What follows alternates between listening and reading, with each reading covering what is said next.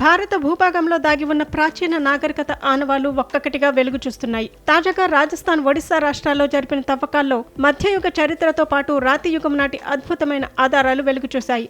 రాజస్థాన్లోని ఝుంఝును జిల్లా త్యోందా గ్రామ సమీపంలో పురావస్తు శాఖ చేపట్టిన త్రవ్వకాల్లో 11, 12వ శతాబ్దాలకు చెందిన ఒక భారీ ఆలయ సముదాయం బయటపడింది.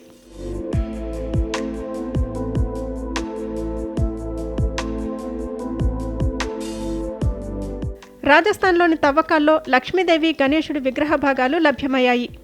వీటితో పాటు రాతి ఫ్లోరింగ్, చతురస్రాకారపు రాతి దిమ్మెలు, ఎర్ర ఇటుకలతో నిర్మించిన అద్భుతమైన నిర్మాణాలు వెలుగులోకి వచ్చాయి. నిర్మాణ శైలిని పరిశీలించిన నిపుణులు ఈ నిర్మాణాలు రాజ్పుత్ పాలనా కాలానికి లేదా అంతకు ముందు సమయానికి చెందినవిగా భావిస్తున్నారు.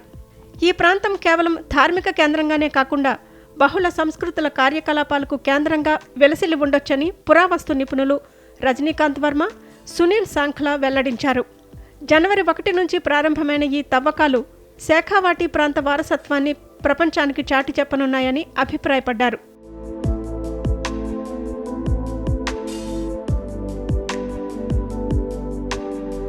మరోవైపు ఒడిశాలోని సంబల్పూర్ జిల్లాలో భీమమండలి గుహలు వెలుగులోకి వచ్చాయి. ఇక్కడ సుమారు 15,000 సంవత్సరాల క్రితమే మానవ నివాసం ఉండేదని పురావస్తు అధికారులు భావిస్తున్నారు.